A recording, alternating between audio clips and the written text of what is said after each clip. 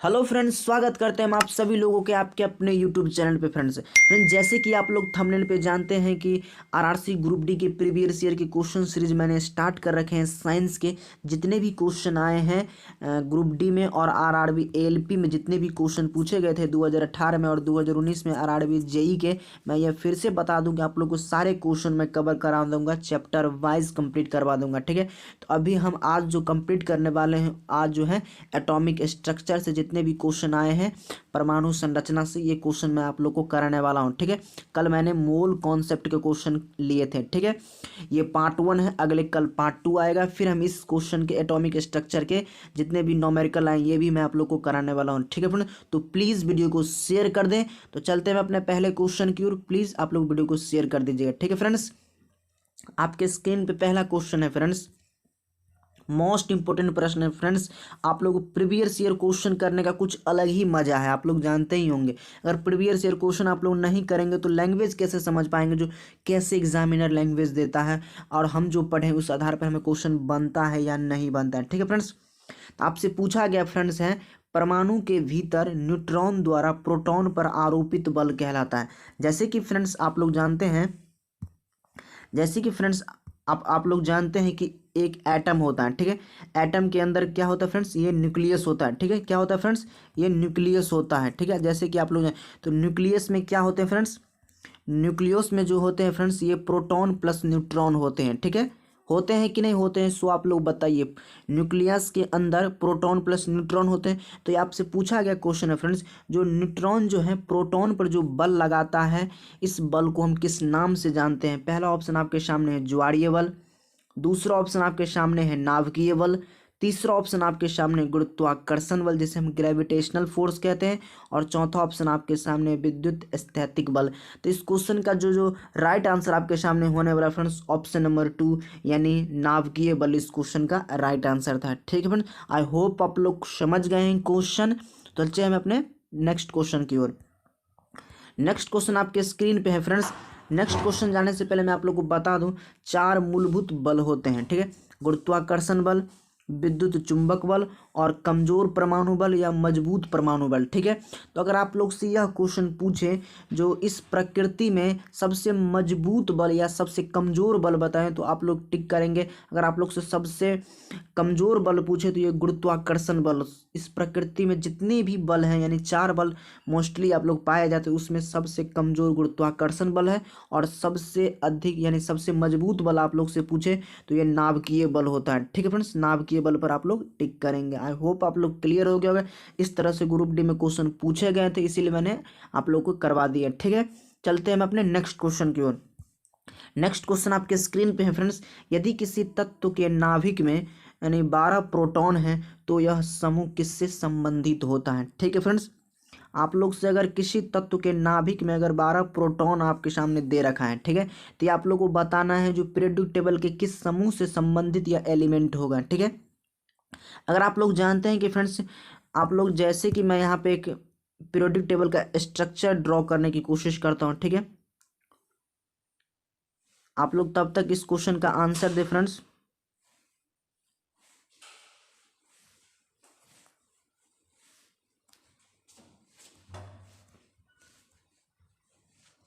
इसी टाइप का कुछ होता है फ्रेंड्स, होता है कि नहीं होता है, तो ये आप लोग का मैं यहाँ पे लिख देता हूँ, ये नामकरण कर देता हूँ। ये इसे हम डी ब्लॉक कहते हैं फ्रेंड्स, इसे हम पी ब्लॉक कहते हैं, इसे हम एस ब्लॉक कहते हैं, और ये जो नीचे में आपसे होता है फ्रेंड्स ये एफ ब्लॉक होता है। ठीक है, तो फ्रेंड्स जैसे कि आप लोग दे रखा है आप लोग के 12 प्रोटॉन, तो आप लोग यह कॉन्सेप्ट जानते हैं। अगर आप मोल कॉन्सेप्ट के मेरा अगर पिछले का वीडियो आप लोग देखे हैं तो मैंने यहाँ बताया था, अगर नाभिक में आपको 12 प्रोटॉन दे रखा है, इसका मतलब सीधा यह होता है फ्रेंड्स कि जो आप लोग का यानी तत्व होगा इसका आप लोग का एटॉमिक नंबर भी 12 होगा, क्योंकि एटॉमिक नंबर जो है ये प्रोटॉनों के नंबर के बराबर होता है। ठीक है, तो ये आप लोग परमाणु संख्या 12 वाले तत्व आप कहाँ पाएंगे, तो ये आप एस ब्लॉक के सेकंड में पाएंगे। ठीक है, एस ब्लॉक यहाँ पर जिसे हम मैग्नीशियम कहते हैं, मैग्नीशियम का परमाणु संख्या 12 होता है।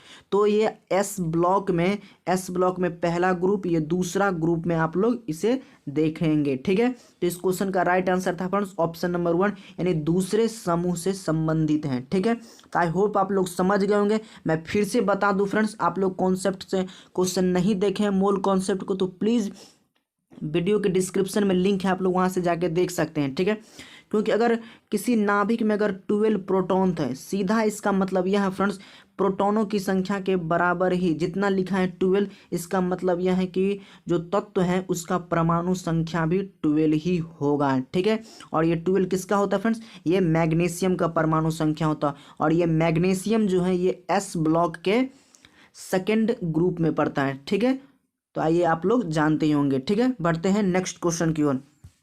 नेक्स्ट क्वेश्चन आपके स्क्रीन पे फ्रेंड्स है, एम सेल में अधिकतम कितने इलेक्ट्रॉन को समायोजित किया जा सकता है। ठीक है, जैसे कि फ्रेंड्स आप लोग जानते हैं कि बोरबरी का एक मॉडल आया था। ठीक है, आया था कि नहीं फ्रेंड्स, आप लोग प्लीज़ कमेंट करके बताएं।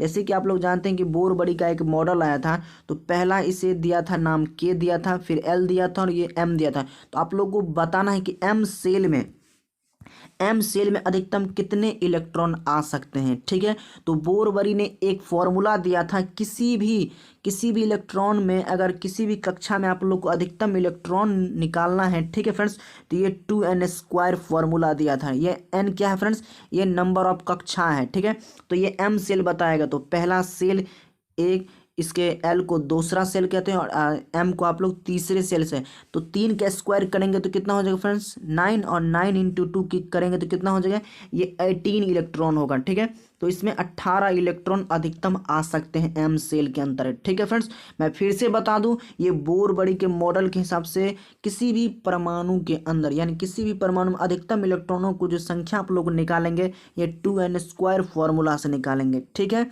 ये n क्या फ्रेंड्स, मैं फिर से बता दूं, ये n जो है नंबर ऑफ कक्षा है। ठीक है, जैसे कि फ्रेंड्स यहाँ पे के दिया था, फिर एल, यहाँ पे बोरबरी एक नाम दिया था KLM, तो के को हम फर्स्ट कक्षा मानते हैं, एल को दूसरे कक्षा मानते हैं और एम को हम तीसरे कक्षा मानते हैं, फिर एक कक्षा होता है एन। ठीक है, तो इसको हम कक्षा नंबर 4 मानते हैं। ठीक है, तो आप लोग से पूछा गया था एम सेल में, तो एम नंबर में कितना है 3, तो 3 का स्क्वायर करेंगे 9 हो गया, और 9 को 2 से मल्टीप्लाई करेंगे तो 18 इलेक्ट्रॉन एम सेल में अधिकतम इतना इलेक्ट्रॉन आ सकते हैं। ठीक है, आई होप आप लोग को क्लियर हो गया होगा। बढ़ते हैं नेक्स्ट क्वेश्चन की ओर।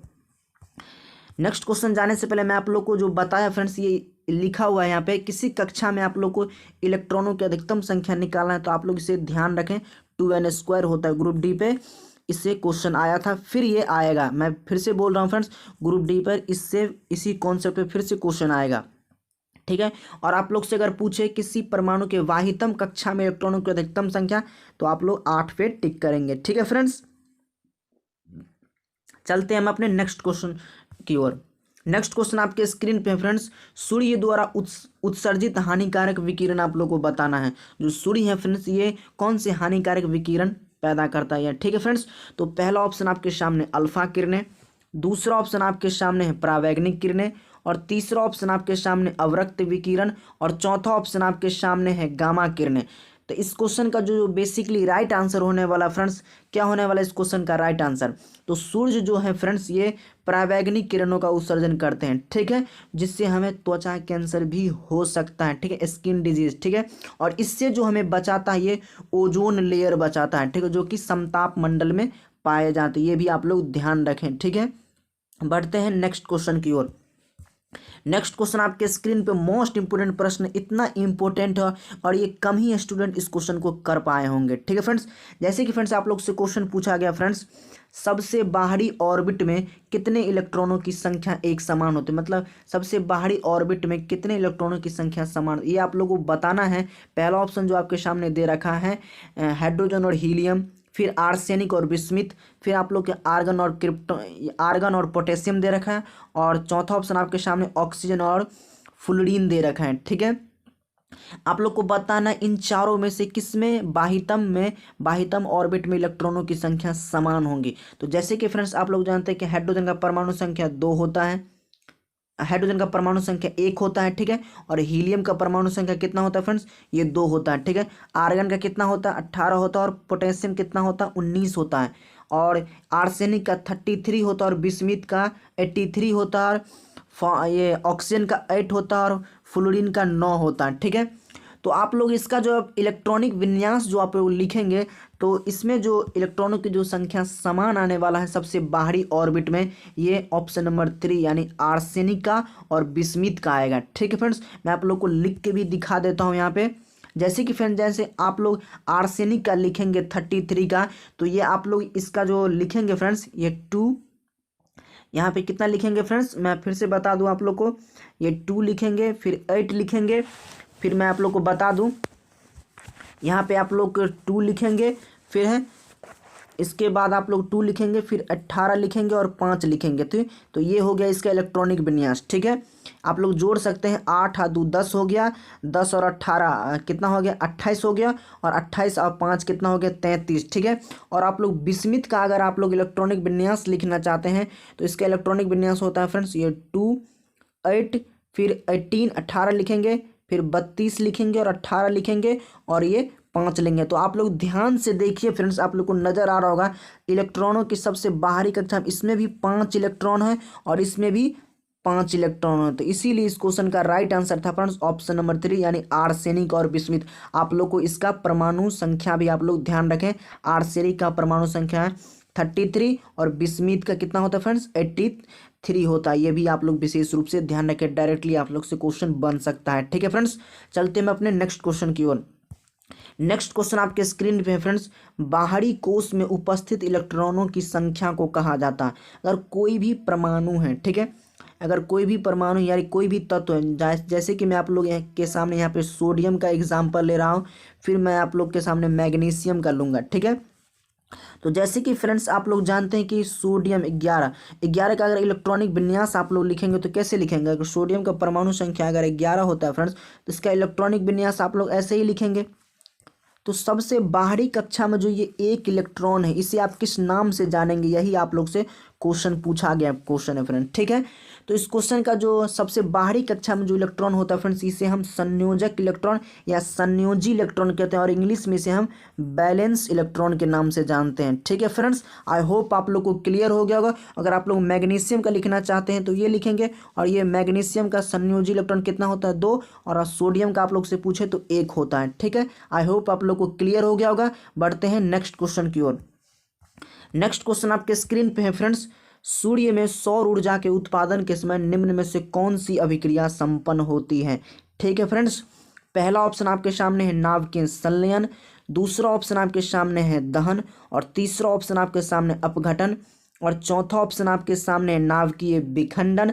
तो इस क्वेश्चन में जो राइट आंसर आप लोग के सामने होने वाला फ्रेंड्स, अगर सूर्य में अगर सौर ऊर्जा का उत्पादन होता है फ्रेंड्स तो ये जब 2 हल्के नाभिक मिलकर एक बड़े नाभिक का निर्माण करता है, इस प्रक्रिया या इस अभिक्रिया को हम नाभिकीय संलयन कहते हैं। ध्यान से सुनिए, नाभिकीय संलयन एक ऐसी अभिक्रिया है जिसमें 2 हल्के नाभिक जुड़कर एक बड़े नाभिक का निर्माण करते हैं। ठीक है फ्रेंड्स, आई होप आप लोग को क्लियर हो गया होगा। इस क्वेश्चन का राइट आंसर था नाभिकीय संलयन। ठीक है, अगर कोई भी क्वेश्चन से रिलेटेड फ्रेंड्स आप लोग को डाउट हो तो प्लीज़ आप लोग ज़रूर पूछिएगा। ठीक है फ्रेंड्स, नेक्स्ट क्वेश्चन की ओर हम चलते हैं।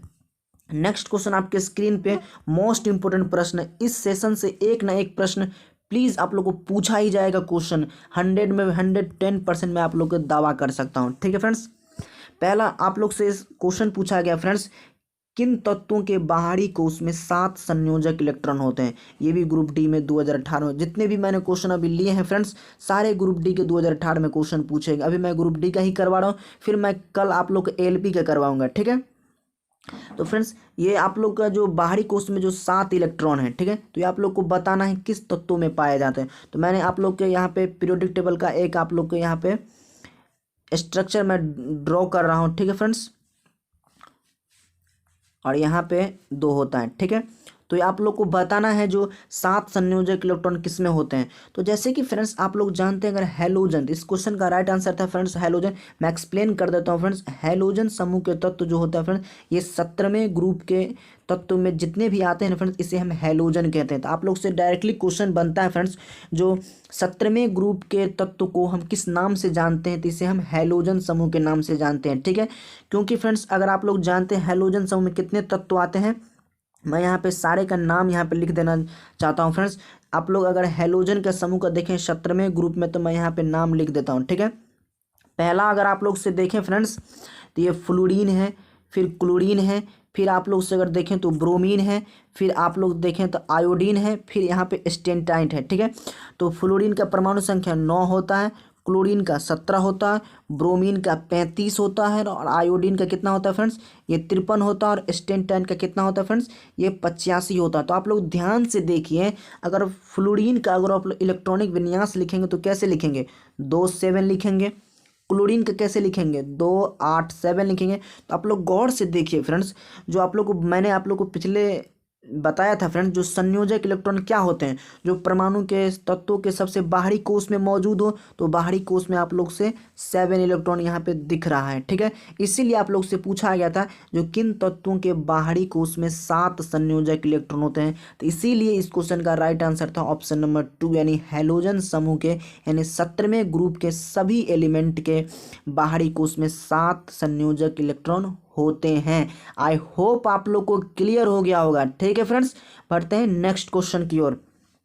नेक्स्ट क्वेश्चन आपके स्क्रीन पे है फ्रेंड्स, के सेल में कितने इलेक्ट्रॉनों को समायोजित किया जा सकता है। आप लोग से पिछले पूछा था एम सेल में, यहाँ पे आप लोग से पूछा गया के सेल में कितने इलेक्ट्रॉन होगा। ठीक है, तो मैं यहाँ पे एक एटम का स्ट्रक्चर आप लोग के सामने ड्रॉ करना चाहता हूँ। ठीक है, ये होता है। ठीक है फ्रेंड्स, तो इसे हम के नाम देते हैं, फिर एल देते हैं, फिर ये जो के है फ्रेंड्स, के को हम एक कहते हैं, फिर एल को हम दूसरी कक्षा मानते हैं, और एम को तीसरी कक्षा मानते हैं। तो आप लोग से पूछा गया फ्रेंड्स, जो के सेल में कितने इलेक्ट्रॉन यानी अधिकतम कितने इलेक्ट्रॉन आप के सेल में भर सकते हैं। ठीक है, तो आप लोग को मैंने एक फॉर्मूला बताया था फ्रेंड्स 2n²। तो आप लोग 2n² पे आप लोग यहाँ पे बैठा के निकाल सकते हैं। ठीक है, ये n क्या है फ्रेंड्स, ये नंबर ऑफ सेल है, यानी ये आप नंबर ऑफ सेल यानी आप लोग किस कक्षा में निकालना चाहते हैं। तो आप लोग के कक्षा में निकालना चाहते हैं, तो के कक्षा कितना होता है फ्रेंड्स, 1 होता है। तो आप n की जगह 1 लेंगे। ठीक है, और 1 का स्क्वायर करेंगे तो 1 होगा, और 1 को हम 2 से मल्टीप्लाई करेंगे तो 2 इस क्वेश्चन का राइट आंसर था। ठीक है, तो के सेल में कितने इलेक्ट्रॉन आ सकते हैं फ्रेंड्स, मैक्सिमम 2 इलेक्ट्रॉन आ सकते हैं। ठीक है, आप लोग ऐसे करके सभी सेलों में अधिकतम इलेक्ट्रॉन निकाल सकते हैं। ठीक है फ्रेंड्स, आई होप आप लोग को क्लियर हो गया। ये फॉर्मूला आप लोग विशेष रूप से ध्यान रखें, 2n², और n इसमें ध्यान रखें ये नंबर ऑफ सेल है, यानी किस कक्षा में आप लोग निकालना चाहते हैं। ठीक है फ्रेंड्स, बढ़ते हैं नेक्स्ट क्वेश्चन की ओर। नेक्स्ट क्वेश्चन आपके स्क्रीन पे मोस्ट इंपोर्टेंट प्रश्न और इस सेशन का लास्ट प्रश्न है फ्रेंड्स। फिर मैं कल पार्ट 2 लेके आने वाला, इसमें हम आरआरबी एएलपी और जूनियर इंजीनियर के प्रश्न 2019 में पूछे गए ये क्वेश्चन मैं आप लोग को कराने वाला हूँ। ठीक है, तो आप लोग से क्वेश्चन पूछा गया फ्रेंड्स, रदरफोर्ड परमाणु मॉडल में अल्फा कण किस पर प्रभावित किए गए जाते हैं। ठीक है, जो रदरफोर्ड जो है फ्रेंड्स, ये परमाणु का मॉडल दिया था। ठीक है, ये नाभिकीय परमाणु का मॉडल, ये न्यूक्लियर परमाणु मॉडल दिया हुआ था, जिससे रदरफोर्ड ने नाभिक की खोज की थी फ्रेंड्स। ये आप लोग को बताना, ये अल्फा कणों की बौछार किस पर कराकर ये न्यूक्लियस की खोज की थी। ठीक है, ये आप लोग बेसिकली आप लोग से पूछा गया था। तो रदरफोर्ड का जो परमाणु मॉडल आया था फ्रेंड्स, ये 1911 ईस्वी में आया था। ठीक है फ्रेंड्स, और इन्हीं ने अगर आप लोग से पूछे फ्रेंड्स, जो नाभिक की खोज किसने की थी फ्रेंड्स, तो ये आप लोग टिक करेंगे रदरफोर्ड पे। ठीक है फ्रेंड्स, और ये स्वर्ण पत्ती पर ये अल्फा कोण की बौछार करवाया था। मैं आप लोग को यहाँ पे स्ट्रक्चर ड्रॉ करना चाहता हूँ फ्रेंड्स। ये इस तरह के कुछ पतली इसने स्वर्ण पत्री लिया था। ठीक है, सोने की पत्ती लिया था, और इस पे अल्फा कण क्या होते हैं फ्रेंड्स, ये हीलियम। ठीक है, ये हीलियम के 2 धनावेशित आयन को ही हम अल्फा कण कहते हैं। ये अल्फा कणों की इस पे बौछार करवाया था। ठीक है फ्रेंड्स, इसीलिए ये स्वर्ण पत्ती, यही आप लोग से पूछा गया है। जैसे कि आप लोग के सामने मैं आप लोग के सामने एक इमेज दिखाना चाहता हूँ फ्रेंड्स। आप लोग देख सकते हैं फ्रेंड्स, यही है स्वर्ण पत्ती। ठीक है, जैसे कि आप लोग यहाँ पे देख पा रहे होंगे। ठीक है, यही है स्वर्ण पत्री। ठीक है, यहाँ पे दिख रहा है सोने की पत्ती यानी गोल्ड फोर लिया था, फिर आप लोग डिटेक्टर दिया था, फिर आप लोग के देख रहे हैं अल्फा कणों की बौछार यहाँ से करवाया था। ठीक है फ्रेंड्स, ये इसी से यहाँ पे आप लोग का नाभिक की खोज किया था। ये आप लोग देख रहे हैं जो परमाणु यानी एटम है, और एटम के जो बीचों बीच होता है फ्रेंड्स, ये क्या होता है, ये न्यूक्लियस यानी नाभिक होता है। इसी से इन्होंने खोज किया था। और नाभिक के अंदर जो होता है फ्रेंड्स, ये प्रोटॉन प्लस न्यूट्रॉन होते हैं। ठीक है, प्रोटॉन पर क्या होते हैं फ्रेंड्स, ये पॉजिटिव चार्ज होते हैं, और न्यूट्रॉन जो है फ्रेंड्स ये आवेशहीन होते हैं। न्यूट्रॉन पर किसी भी प्रकार का चार्ज नहीं होता है। और इलेक्ट्रॉन जो है फ्रेंड्स ये नाभिक के चारों ओर चक्कर लगाते हैं। ठीक है फ्रेंड्स, आई होप आप लोग को क्लियर हो गया होगा। तो फ्रेंड्स, तो कैसा लगा सेशन प्लीज़ आप लोग बताइएगा, जो कैसा लगा आप लोग को सेशन। अगर सेशन को आप लोग प्यार दे रहे हैं फ्रेंड्स तो प्लीज़ सेशन को प्यार दीजिए। मैं फिर पार्ट 2 लेके आऊँगा कल। ठीक है फ्रेंड्स, तो मिलते हैं नेक्स्ट वीडियो।